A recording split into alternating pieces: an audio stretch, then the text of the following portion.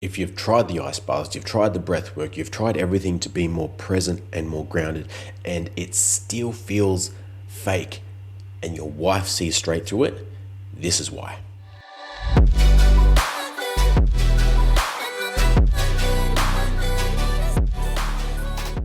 You're listening to the Be Better podcast.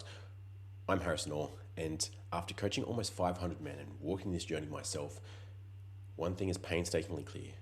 Unless you can be grounded as a man, your relationship will always suffer and will always stay surface level. See, the more men get into this self-development journey, it's become a lot more apparent around the importance of the nervous system, right? I speak a hell of a lot about this. I'm a big believer that the nervous system is the root cause of just about everything for men, and one of the few 100x opportunities that you can have across everything, like across your emotional regulation, across your decision-making power, across your stress resilience, across your mental and physical performance and recovery, like everything. But what gets a lot of people confused, especially guys that are in this space because of the state of their marriage, right? A lot of men suck at doing things for themselves. So only start to make changes, or only see the importance in doing something when it's reflected back to them that their wife is unhappy, that there's a physical person there that is showing stress or frustration or these emotions that the man then doesn't know how to handle. Like, I provide everything for you. What do you want from me? Like, what more do you want? Why is this not enough? And they get frustrated, they get reactive, and that breeds its whole host of own issues in doing that. But I want to focus here today on, for the guys that have done the breath work, the guys that have done the ice baths, done the meditation, done the journaling, and it still feels like a performance, right? Trying to stay present, trying to stay grounded, still feels like a mental challenge of, okay, don't get distracted, stay focused, don't think about anything else. Okay, her emotions are rising. Okay, bring back to my breath, slow it down, ground my feet, and having to run through that practice. And it doesn't feel embodied yet. It doesn't feel natural yet. I want to walk you through why. Because this level of depth is where not a lot of men get to. So the first is, yes, your nervous system work, right? Fixing your sleep, learning to breathe properly, removing stimulants, the blue lights, the things that are overstimulating you, like excessive caffeine, energy drinks, stimulants in general. And that's going to help. That definitely helps. That creates the first level of space, right? And what we're doing there is creating a space or a gap between the stimulus, right, the person that triggers us, the thing that we were previously reactive to, and then how we respond. In those moments, though, like, we're creating more space, so it's not an instant. A lot of the time, though, there's still a level of reaction to it. There's still the increased heart rate. There's still the sweaty palms, or the tight jaw, or clenched fists, or there's still the need to defend. Still the need to justify, the need to have a similar response, but maybe it's a little bit calmer. It's not as passive aggressive, not as forthright. And that's progress. Like, if you've got to that step, like, amazing, man. That's great progress. But it's not the end of the line. What we then want to do is go a layer deeper. Because then the layer deeper is on an identity level. Now, when we consider that there are parts of our mind, of us, right? We are not one mind. And just about every human that I've ever spoken to, and all the things I've read and seen in my time, prove that whether people have a understanding of this or a labeling for this, have still experienced it. And that's that there are parts of us. Right? How many people have said, like, well, a part of me wants to do this and a part of me wants to do that. A part of me wants to stay calm and present, but the other part, a part of me wants to defend and prove that I'm right. A part of me wants to sleep in on the weekend. A part of me wants to go for a run. You know, see how there's these different parts of us that want different things. Now, when we apply that to these situations where we get reactive or defensive, there's the part of us that is getting defensive, is getting reactive. And that part of us is what's called a protector, right? There are many parts of us, and consider these parts, like these parts were formed essentially when we were younger, right? There was a situation where we maybe felt an extreme emotion, something undesirable, right? We felt unloved, we felt embarrassed, we felt ashamed, we felt, neglected or left alone, whatever it is. And part of us learnt a strategy at that moment when we were 5, 7, 9 years old on how to avoid that. And that often comes in the form of, if I people please, right? If I make everybody else happy, then that means that I'm a good boy. That means that I'm happy. If I can defend if I defend myself, if I, in the terms of creating the story, justifying what I did or didn't do, if I make the other person know my side of the story, then I won't be at fault. And if I'm not at fault, then I can't be blamed, and then I'm not a bad person, right? Because if I can't be blamed, I've done nothing wrong, and therefore I'm a good person. And so it creates all these roles, like these different protectors. And from the situation of defending or getting reactive, let's stick with defending for now. It's protecting a part of you. So even just as a simple exercise right now, instead of saying, I have to defend myself, say to yourself, a part of me wants to defend me. A part of me gets reactive. And see if you feel anything different. See if you feel a slight separation, a slight opening, a slight space. Because a part of me wants to defend, to protect me. A part of me wants to do that. Okay. We're slowly creating that bit of separation here. Because as long as we say I, right, we take something on as an identity, then we will fight for that subconsciously, because that's who we see ourselves as and what we do and who we are and how we are. And we fight for that identity, right? It's like if someone's trying to lose weight and they keep saying, I'm fat, I'm fat, I'm fat. Well, you will continue to prove that reality. You will hold on to that belief as long as, until you learn to let it go. And so no matter what you're doing anywhere else, that is going to be the fundamental belief and identity that you hold. And that's what needs to shift to make the actions and then the discipline and everything else actually follow suit. It's the beliefs and the identity level that make this embodiment change, this identity level change, long lasting. So the nervous system level will create the gap between stimulus and response. And this part of me that wants to defend, I've now created that space on an identity level between the action, the defense, and I, like the adult self. So in these parts, this is internal family systems. If you want to look this up and go deeper into this, by Richard Schwartz. And so there's the parts of us that behave this way, and then there is the adult self. When we seek to understand the parts of us, and essentially heal and then integrate them, right? We're not banishing them. We're not trying to kick them out. We're just thanking them for their role and then essentially bringing them home. Then staying calm in those emotions, like in those heightened emotions, in that stress, without the need to defend ourselves, without the need to consciously have to regulate ourselves, without the need to, fight, not explaining or not getting aggressive or not like over apologizing or people pleasing, becomes natural.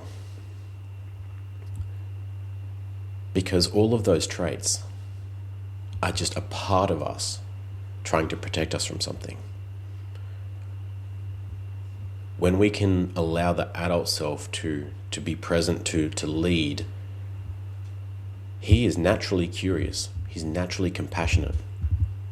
He is naturally that calm energy.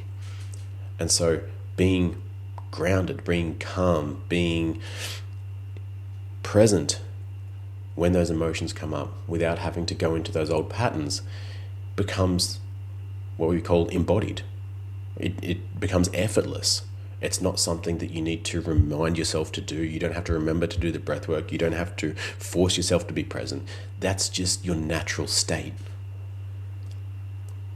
Imagine how much easier handling conflict and communication with your wife or your kids would be.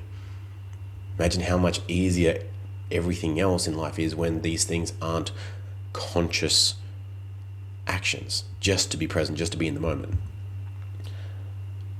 And so that's just an example of how this can work. So the nervous system does a huge piece for most people, right? In slowing things down, in creating the gap and getting to choose how we decide.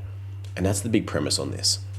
Like, we want to choose how we decide, we not react. Because anytime we react, like without consciously deciding or choosing what's happening, it's coming from a protective place, from a part of us.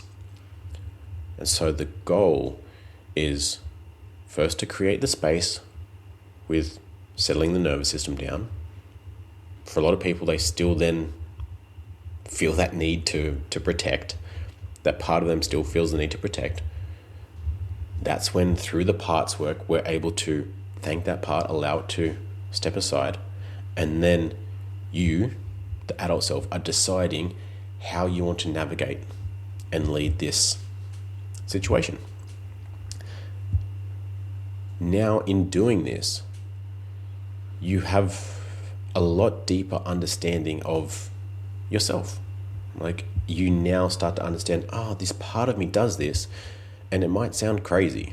You might sound like a fucking lunatic, but I promise you, when you start to practice this and you actually go through the process of creating a dialogue with this part of you and ask what it's protecting you from, what it needs from you, or opening that up, and then weirdly enough, you get these answers, and then you can understand it, and then you provide the safe space, you provide whatever it is that part needs of you, and then everything else feels so much easier.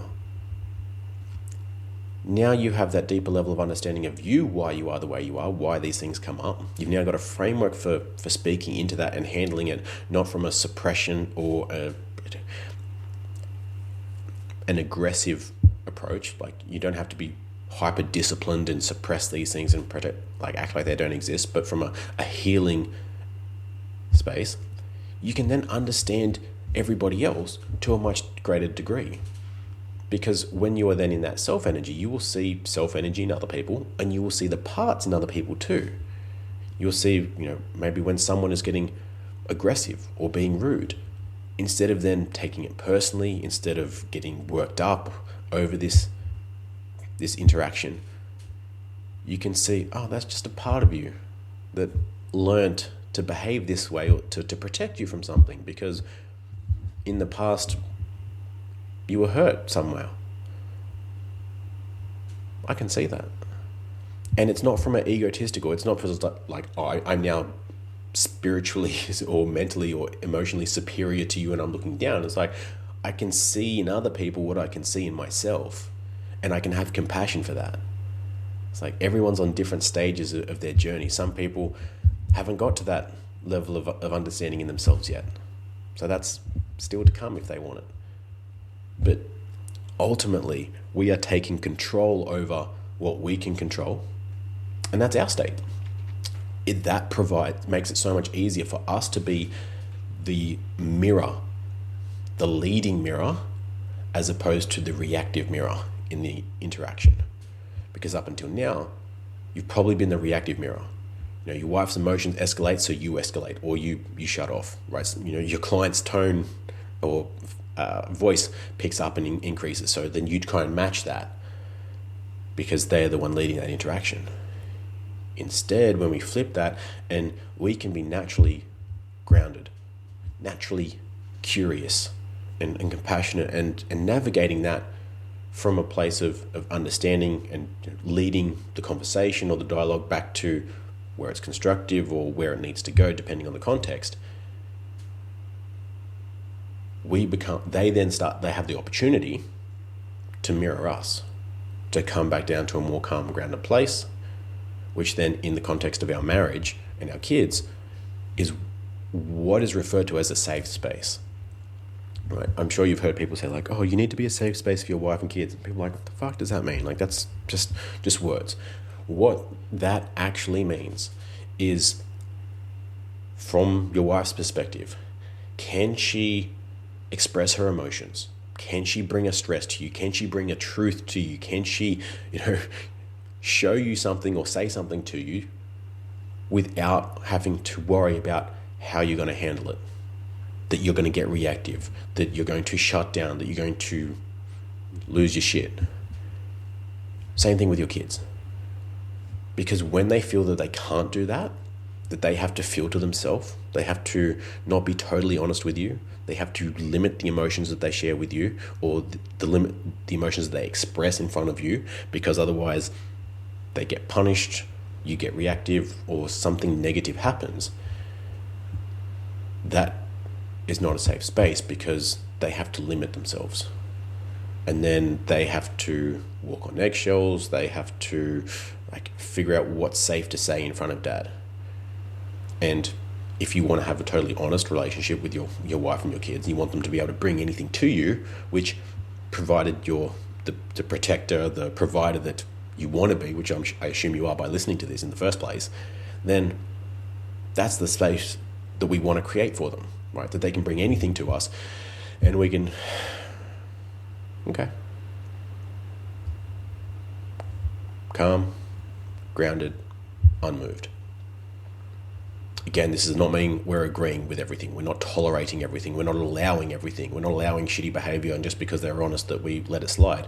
No, we're still then holding boundaries. We're still navigating that as we would based on our values, on our boundaries, and how we handle things as a man.